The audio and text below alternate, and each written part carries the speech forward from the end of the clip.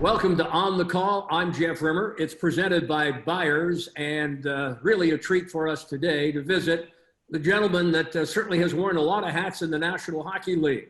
He has been an agent. He has been a key executive in the National Hockey League offices. And yes, he has been a general manager and president in the National Hockey League for a number of teams. We welcome Brian Burke, and we are going to discuss Burke's Law, which is a book that was released earlier on this week. I reached out to Amazon and pre-ordered the book. It's also available, of course, in Canada on Chapters and Indigo. And Berkey, this is a fascinating book. I'm having a hard time putting it down. You and Stephen Brunt have collaborated on really a great story about a man that spent most of his life in the National Hockey League. And it is not, I'm not able to put it down, plain and simple. Well, thank you, Jeff. Stephen Brunt did a real nice job of, it's my voice. Everyone who's read the book so far says it's truly your own voice.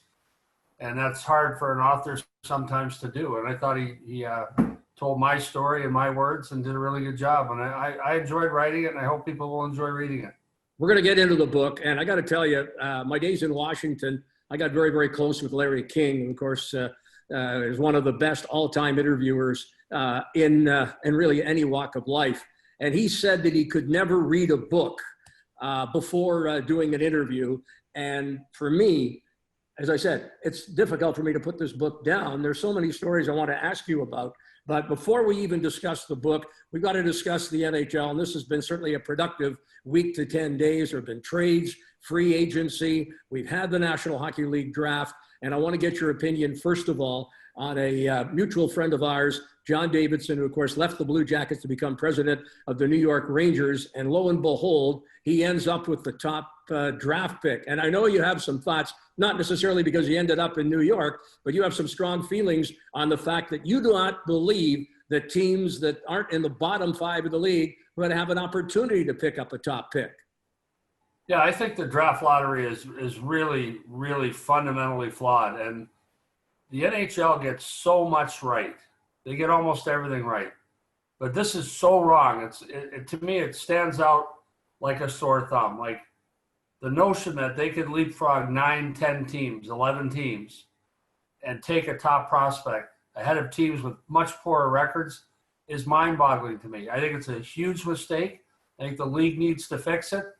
And I think the reason they haven't fixed it is that the league, like most leagues, I think all leagues share this characteristic. They're reluctant to admit they made mistakes. Once they pass a rule, their experts, their GMs, their owners, whatever, their board of governors, once they pass a rule, they've put their collective expertise into it. They're very reluctant to admit that collective expertise was poorly applied in that case. So I'm not just picking on the NHL. All pro sports leagues are reluctant to change rules. This one is stupid.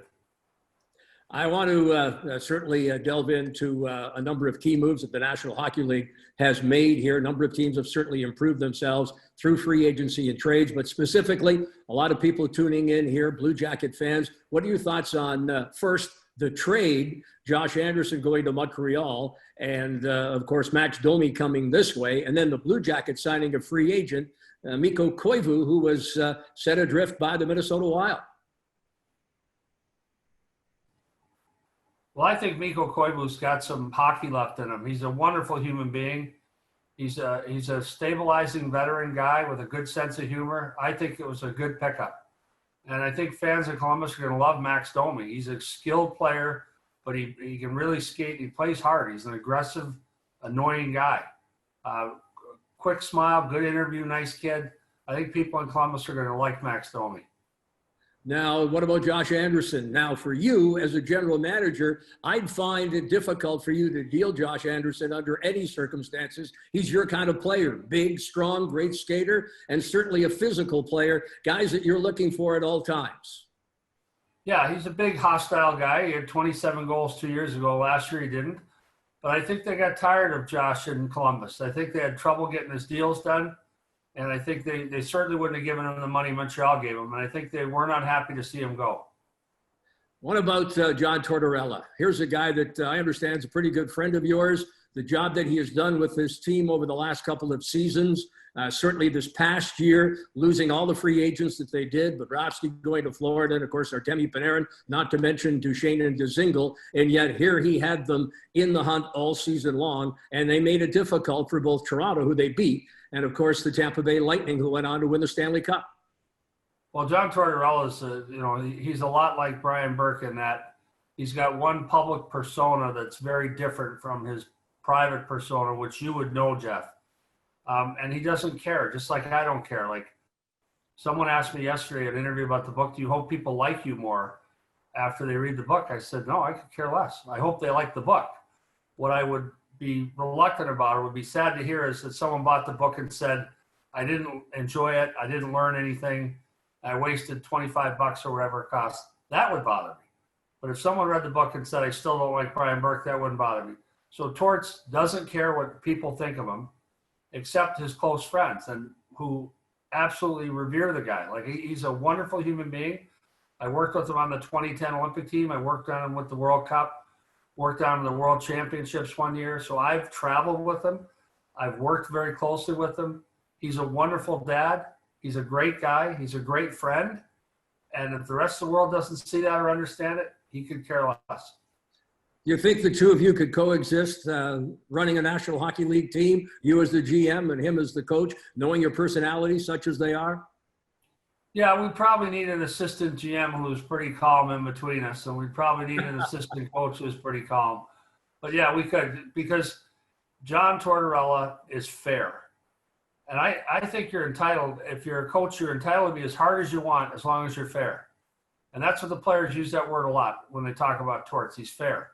So I think you're entitled to holler at a guy for blowing an assignment if he blew the assignment. And if you're fair, if you're going to yell at the guy next to him if he blows an assignment. So to me, you can be as hard as you want as a coach. All my coaches were hard on the bench. I wanted the practices and games to be hard. I wanted the rest of the time to have a positive teaching environment. The ultimate compliment you can give somebody, and let's get into the book, Brian Burke, Burke's Law. The ultimate compliment you can give to somebody, in my opinion, is telling them while you're reading the book, I think you're actually talking to me. And again, it's difficult to put down. I'll start though, and I got a bone to pick. Well, maybe not a bone, but for you to say that you are a shy person, and maybe it was in your early life, you're certainly not a shy person now. No, we moved a lot when I was a kid. My dad kept getting promoted. And when I was a shy kid, I had crooked teeth, I had braces, I had glasses. I mean, you look at a picture of me when I was a little kid, I was just a dork. And I was very shy, but moving around, we had to overcome that. And then also my dad was active in our church in Minnesota, and he made us all do readings in the church. So I remember the first time I did a reading, I was like 13. I was terrified. My dad said, just pick out someone in the front row and talk to them. And then after you get comfortable talking to them, talk to the people on either side of them, and then the people behind them, and you'll end up talking to the whole church. I had to do that when I was 12 or 13. Well, no, sorry, 14 or 15, because we moved to Minnesota when I was 12. So 14 or 15, speaking to a church with 400 people in it, you get used to public speaking. So I was very shy, but I overcame it. Now, there are a number of people that have had a big influence on your life and your career. For me, reading the book, no one has had a bigger input on really molding you to the person that you are, although I wouldn't say you've got the same personalities, but you and Lou Lamoriello. I mean, the guy is the guy that forced you to go to school. He forced you to go to law school and Harvard, where you graduated, and certainly it's helped you throughout your career. And yet the two of you, as you say, aren't really close. Fascinating story. Oh, I don't think Lou's close with anybody but his family, and I don't say that critically. I owe Lou a lot. I went to Providence College in the fall of 1973. I was a walk-on freshman. I didn't receive any financial aid, but I ended up going on a half scholarship my second year and a full ride my last two. Lou took a green kid from Minnesota that weighed 176 pounds and turned him into a guy who was signed by the Flyers, accepted to Harvard Law School, had a moral compass, knew how to act in public. It all happened on Lou's watch, and so I owe him a lot, and I'm grateful to him. And we're close in the sense that I admire him a lot. I see him, I hug him. We're closer than most people, but There's a side of Lowe you don't get to see unless you're in his family. I guess before you really got a chance to dig your heels into the National Hockey League, you were a player agent. And you had one of the certainly most colorful players, and a pretty good player at that, in Brett Hull. How did you get along with him, and especially after he had some choice words about his physical condition while he was a member of the Calgary Flames? Well, Brett was playing in the American Hockey League, and Terry Crisp was the head coach.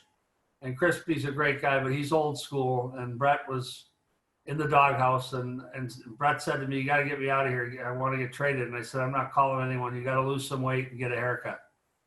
And he did lose the weight. To his credit, went on a tear. That's Brett Hull. Everyone knows as a Hall of Fame hockey player, and a great guy, great storyteller, great smile, wonderful human being. But he needed a kick in the ass back then, and I kicked him hard. And instead of pouting, he could have fired me. It's, you know, what would happen today if you said that to a player? He'd fire you on the spot. And Brett said, "Okay, you're right," and got this game together, and never played in the minors again. Was Rookie of the Year of the American League. Went on to a Hall of Fame career. So I don't take any credit for that. I think Brett's the guy that got it started. Now, just over your left shoulder, maybe one of your great trades as a general manager in Vancouver. How were you able to pull it off? And of course, there's a great story along those lines in the book here, Burke's Law. That picture, the Twins sent me those sweaters the day after they retired. They were in the mail with a courier. I didn't ask for them. And it says, "Thanks for the journey," or "Thanks for making it all possible." And I had them framed and put up right away. Those kids they sent those to say thank you. I didn't ask for them. They're amazing kids. I know we mentioned Tortorella previously. He's got a great relationship with them. In fact, their last year in the National Hockey League prior to retirement, they came into Columbus, and on a day off, they made their way into the arena nationwide to spend some time with Tortorella. They had that high opinion of him. Yeah, well, they're wonderful kids. They've been the same kids since they turned pro. They haven't changed. They're humble. They're extremely hardworking. They're gracious. They're polite. They're like, if your daughter came home with one of these two kids, you'd be ecstatic. Like, they're great kids, and they're phenomenal professional athletes. They work like dogs, put in the time in the gym, early on the ice for practice, late off the ice. They're just a joy, and I'm very proud of being a part of putting them into the league. In Burke's Law, you go into detail how you were able to pull it off and make a trade to get the two of them. Of course, one of the other major deals that you made as a general manager, and it led up to winning a Stanley Cup out in Anaheim, was acquiring Chris Pronger. Which of the two deals, in your opinion, was more difficult to make and more satisfying?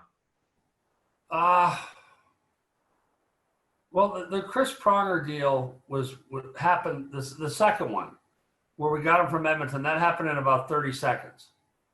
So we're at the draft. Scott Housen, who you guys know well there, he was the assistant GM with the Oilers. He dropped off trade proposals on 4 different teams' tables. And we were one of them in Anaheim. And ours was Joffrey Lupo, Ladislav Smead, and a first. So I turned to Bob Murray and I said, "Yeah, let's do it." And he said, "Yep." Like, there's no hesitation, 30 seconds.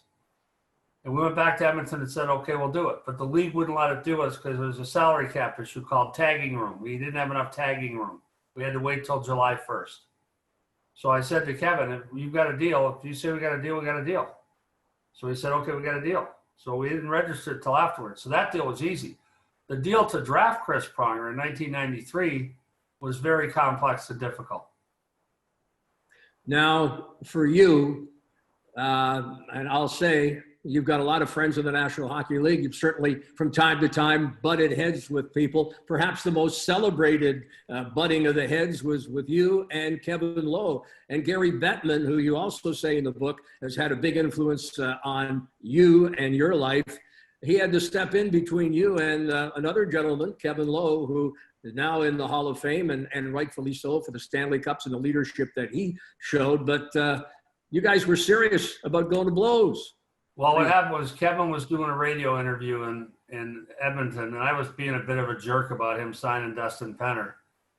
And he said, "I'm so sick of Brian Burke, anytime, anywhere." Well, that's challenging you to a fight, right? And so I called Glenn Sather, and I lived in Newport Beach at the time, and my cell phone worked better in the backyard. So I stepped out of the house and I called Slats. And I didn't know, but my ex-wife heard every word of this. And she was at the kitchen sink. And I said, this jerk that played for you just challenged me to a fight. That's not how you challenge someone to a fight. I'm going to show you how you challenge someone to a fight. I'll be at the Holiday Inn in Lake Placid, New York on August 1st, 2nd, and 3rd. I'm staying at the Holiday Inn. Have Kevin get there. I'll rent a bar and I'll kick his ass and I'll drive him to the hospital. So I got off the phone and my wife said, have you lost your mind? So within 10 minutes, Gary Bettman called me. So to this day, I don't know if it was my ex-wife or Slats, but somebody called and ratted us out. And Gary said, I'll suspend you both for longer than your contract. So we would have fought. You know, I'm not afraid of Kevin Lowe, and he's certainly not afraid of me. We would have fought. Would have been fun. Well, there are so many great stories in this book. And one issue that I certainly have, and I know you're very strongly against the banning of fighting in the National Hockey League. It's needed. It's needed as a release. Stage fights are stage fights, but players need to police themselves. Do you see a day, and we keep hearing around the National Hockey League from the do-gooders that they want to see fighting banned in the National Hockey League. We need to keep fighting in the game. And do you believe we'll continue to see it here in the long-term future? Well, I don't think there's any serious appetite at the league level or the union level to eliminate fighting. I really don't. I think it's outside forces that want to do it. I believe it provides accountability and we need to keep it. I'm not embarrassed by that at all. I'm adamant about it. And I think most of the people close to the game agree. We need to keep fighting, and they've curtailed the amount of fighting. They've curtailed fighting as a tactic, and I support all that. But if they eliminate it, then the rats take over. I cannot let you go without talking about your son, Brendan.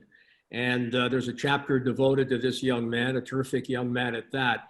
I had the pleasure of meeting him one time. Of course, there's some ties to Ohio, Miami of Ohio. He was the team manager there. And Brian, just a terrific young man that wanted to become the president of the United States, but he couldn't be because he was born in Canada while you were there in Vancouver. Yeah, that really bothered me. He interned with the congressman in Washington the summer before he died. His plan was to go to law school and go into politics, but that irked him, that because there's a provision in the Constitution that the president of the United States must be born within the United States. So that bothered him. But yeah, he was a great kid. It's unfortunate. He was the manager at Miami and died in a car accident driving back to a game and hurrying back to make it in time for a game. Blizzard, snowstorm. And he had just come out a few months earlier. So it was, we've turned his memory into a legacy through You Can Play. And he continues to save and change lives. You think we're going to see the return of hockey here in the not too distant future, and we can have a reasonable season and again declare a Stanley Cup champion as we did here in the bubble just the last couple of months here? Yeah, I think the NHL did a phenomenal job with all that. I do think we're going to play.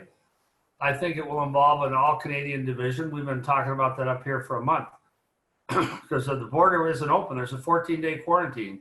If you come to Canada, it's 14 days.